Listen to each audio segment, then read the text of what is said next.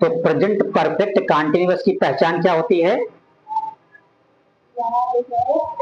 किससे पहले? हा से पहले।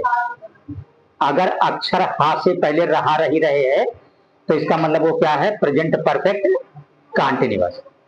और क्या दिया हो? साथ में समय दिया हो। क्या दिया हो? और समय के साथ या तो अक्षर से लिखा हो या तक लिखा हो। जैसे मान लीजिए ये लिखा है कि वह हंस रहा है, तो ये कौन सा टेंस है? वह हंस रहा है, प्रेजेंट कंटीन्यूअस। अगर इसी में ये बोल दिया जाए कि वह 5 मिनट से हंस रहा है, 5 मिनट से, तो अब ये क्या हो गया? अब ये हो गया प्रेजेंट परफेक्ट कंटीन्यूअस। देखिए यहां भी हा से पहले रहा रही रहे है और यहां भी हा से पहले रहा रही रहे है, लेकिन अंतर क्या है? यहां पे समय नहीं है और यहां पे समय है, और समय के साथ अक्षर क्या लिखा हुआ है? से। तो प्रेजेंट परफेक्ट कंटीन्यूअस की पहचान है कि हा से पहले रहा रही रहे हो और समय दिया हो और समय के साथ से या तक लगा हो। ट्रांसलेशन करने का नियम सबका एक ही होता है। सबसे पहले सब्जेक्ट, सब्जेक्ट के बाद क्या लगाते हैं? हेल्पिंग वर्ब, और हेल्पिंग वर्ब के बाद मेन वर्ब। तो यहाँ पे प्रेजेंट परफेक्ट कंटीन्यूअस की हेल्पिंग वर्ब क्या होती है? Has been, have been. अगर सब्जेक्ट सिंगुलर है तो हैज बीन लगेगा और सब्जेक्ट प्लूरल है तो हैव बीन लगेगा। मेन वर्ब में यहाँ पे क्या होता है? यहाँ भी मेन वर्ब के साथ आईएनजी लगता है। मेन वर्ब के साथ क्या लगता है? जैसे कंटीन्यूअस में मेन वर्ब के साथ आईएनजी, तो परफेक्ट कंटीन्यूअस में भी मेन वर्ब के साथ आईएनजी रहता है। और यहाँ पे क्योंकि समय होता है तो समय निश्चित भी होता है, अनिश्चित भी होता है। तो यहाँ पे निश्चित के लिए सेंस लगता है। अगर निश्चित है, समय कैसा है? निश्चित, तो निश्चित के लिए क्या लगाया जाता है? सिंस।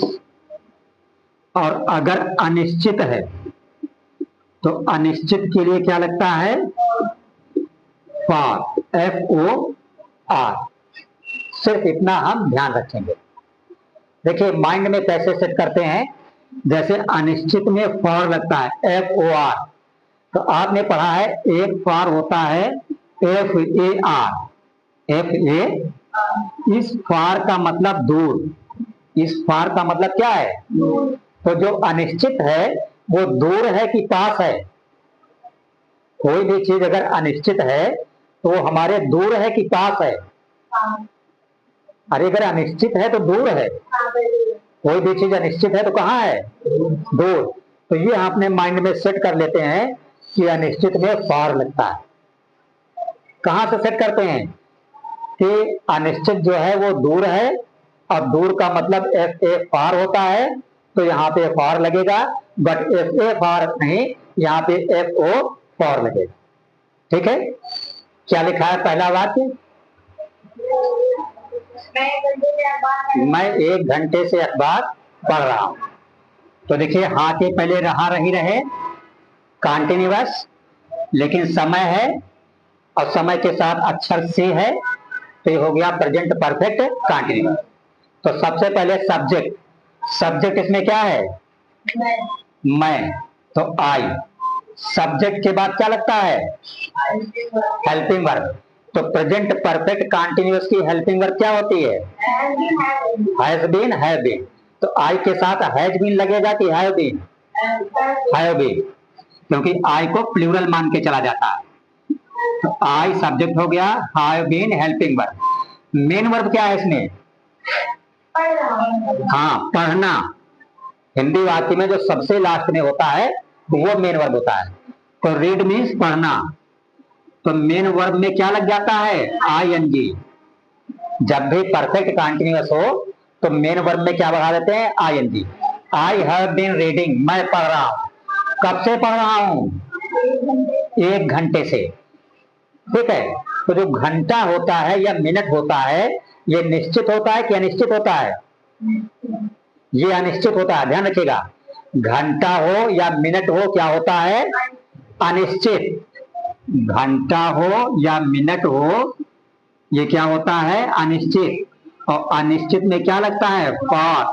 तो यहाँ पे फॉर लगेगा। लेकिन अगर बजे हो, जैसे वह 2 बजे से अखबार पढ़ रहा है, वह 3 बजे से, तो बजे क्या होता है? निश्चित। यहाँ पे ध्यान रखना, बजे क्या होता है? निश्चित। और निश्चित के लिए लगता है सिंस। तो जब भी बजे लिखा हो तो आप सिंस लगाएंगे, घंटा मिनट सेकंड लिखा हो तो आप फॉर लगाएंगे। आई हैव बीन रीडिंग, मैं पढ़ रहा हूं। क्या पढ़ रहा हूं? अखबार। तो पहले यहाँ पे अखबार के लिख दीजिए न्यूज पेपर। News paper. अब कब से? 1 घंटे से। तो अब लगाइए फॉर एन आवर। मनीष पढ़ो, दूसरा वाक्य क्या है? मंगलवार से वर्षा हो रही है। तो ये भी प्रेजेंट परफेक्ट कंटीन्यूअस है। अब यहाँ पे वर्षा जो है, ये क्या है? एक मौसम है। वर्षा क्या है? चाहे वर्षा हो, चाहे गर्मी हो, चाहे सर्दी हो, ये सभी क्या है? मौसम है। और मौसम में सब्जेक्ट इट लगाया जाता है। आप ध्यान रखेंगे, अगर मौसम है तो वहां पे जो सब्जेक्ट लगता है, क्या लगता है? इट। तो यहाँ पे सब्जेक्ट इट रहेगा, ध्यान रखेंगे इस बात को। तो सबसे पहले इट सब्जेक्ट हो गया।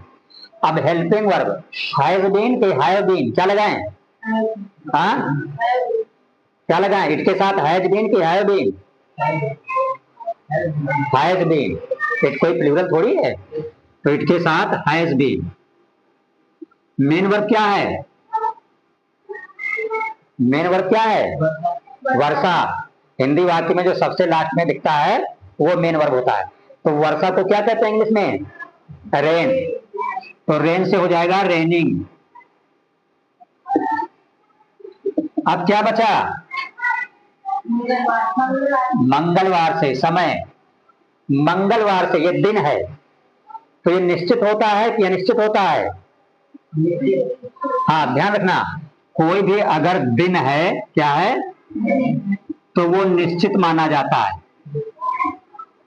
इसी जगह पर अगर ये लिखा हो कल से, परसों से, पिछले सप्ताह से, अगले सप्ताह से, पिछले वर्ष से, अगले वर्ष से, तो ये सभी अनिश्चित होता है।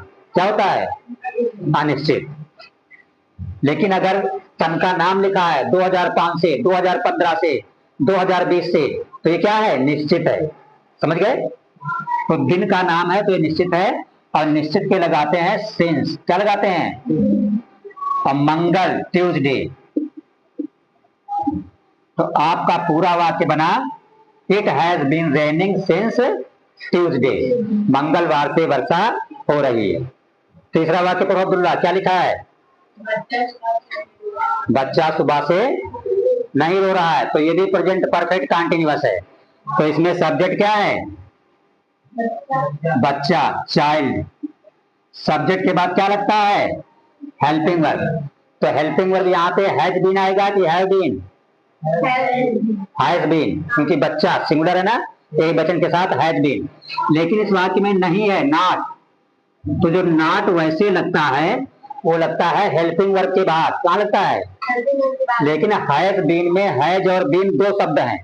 तो जब 2 शब्द की हेल्पिंग वर्ब होती है तो नॉट दोनों के बीच लगाया जाता है। तो हैज नॉट बीन होगा। ध्यान रखिएगा, जब भी 2 वर्ड की हेल्पिंग वर्ब होगी, कितने वर्ड की? 2 वर्ड की, तो नॉट जो लगेगा ये दोनों शब्दों के बीच लगेगा। दोनों शब्दों के बीच। इसीलिए नॉट जो है वो हैज और बीन के बीच लगा है। तो सब्जेक्ट हो गया, हेल्पिंग वर्ब निगेटिव है, नॉट भी आ गया। अब मेन वर्ब क्या है? रोना। तो वीप मीन्स रोना, और वीप से हो गया वीपिंग। अब क्या बचा? सुबह से। क्या बचा? तो देखिए, चाहे लिखा हो सुबह, और चाहे लिखा हो शाम, और चाहे लिखा हो दोपहर, ये सभी क्या होते हैं? निश्चित होते हैं। और निश्चित के लिए क्या लगता है? सिंस। तो सिंस लगेगा यहाँ पे, तो सिंस मॉर्निंग।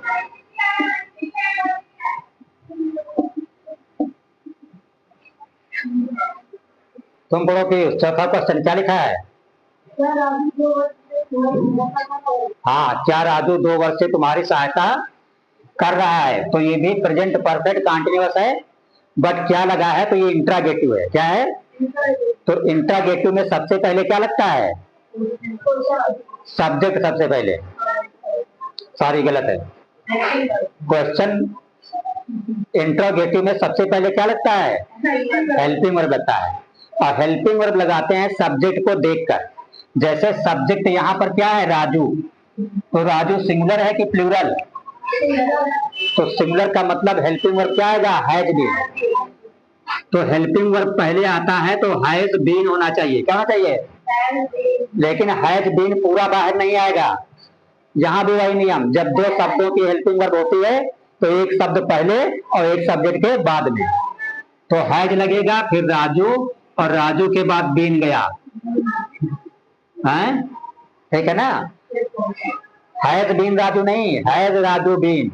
जब भी 2 शब्दों की हेल्पिंग वर्ब होगी तो एक शब्द सब्जेक्ट के पहले आएगा और दूसरा शब्द सब्जेक्ट के बाद जाएगा। अब क्या बचा? सब्जेक्ट भी हो गया, हेल्पिंग वर्ब भी हो गया, तो क्या बचा? Main verb. तो मेन वर्ब क्या है? सहायता करना। सहायता करने को हेल्प बोलते हैं, और हेल्प से हो जाएगा helping. Has Raju been helping? क्या राजू सहायता कर रहा है? किसकी? तुम्हारी। To you. तो योर नहीं, you. Has Raju been helping to you. अब क्या बचा? 2 वर्ष से। तो वर्ष जो है निश्चित होता है कि निश्चित होता है? वर्ष अनिश्चित होता है। जब लिखा होगा 2025, 2015, 2006 ऐसे लिखा होगा तब उसे निश्चित कहेंगे। ठीक है? 2 वर्ष, 5 वर्ष, 10 वर्ष से सब क्या है? अनिश्चित। अगला वर्ष, पिछला वर्ष सब क्या है? अनिश्चित। तो अनिश्चित के लिए क्या लगाते हैं? फॉर। और कितने वर्ष से? 2 वर्ष से, तो फॉर 2 ईयर्स। अब यहाँ पे जो क्वेश्चन वर्ड है क्या, ये कहाँ है? सबसे पहले। और जब प्रश्नवाचक वाक्य के सबसे पहले होता है तो उसकी अंग्रेजी नहीं लिखी जाती है। ये आपका कंप्लीट हो गया। क्या बोलो? हाँ बोलो, क्या वाक्य लिखा है? सोमवार से वे ऑफिस क्यों नहीं जा रहे हैं? तो यहाँ पे क्यों लिखा है? इसका मतलब ये इंट्रागेटिव है, प्रश्नवाचक है। तो सबसे पहले क्या आएगा? Helping verb. हेल्पिंग वर्ब लगाते हैं सब्जेक्ट देख के। सब्जेक्ट क्या? वे। वे का मतलब दे। तो दे सिंगुलर होता है कि प्लूरल होता है? प्लूरल होता है। तो दे के साथ क्या लगेगा? Have been. तो पहले हैव और फिर दे, और दे के बाद आएगा बीन। क्योंकि हेल्पिंग वर्ब जब 2 शब्दों की होती है तो सब्जेक्ट आता है बीच में। अच्छा, अब क्या बचा? सब्जेक्ट हो गया, helping verb, main verb. Main verb क्या है? लेकिन नहीं भी है, तो बीन के बाद not. Have they been? Not. अब क्या बचा? जाना, मेन वर्ब। तो गोइंग। कहां नहीं जा रहे हैं? Office, to office. और कब से नहीं जा रहे हैं? सोमवार से। तो सोमवार निश्चित हुआ कि निश्चित हुआ? निश्चित, सिंस। तो सिंस मंडे। मंडे दिन का नाम है, एम कैपिटल बनेगा। आप देखिए जो एक क्यों है, क्वेश्चन वर्ड जो है, जो प्रश्नवाचक शब्द है, ये वाक्य के पहले नहीं है, बीच में है। और जब भी प्रश्नवाचक शब्द बीच में होता है तो उसकी अंग्रेजी लिखी जाती है और सबसे पहले लिखी जाती है। इसलिए क्यों का मतलब व्हाई जो है सबसे पहले यहां लिखा जाएगा। तो आपका पूरा वाक्य बनेगा, why have they been not going office since Monday, और लास्ट में क्वेश्चन मार्क।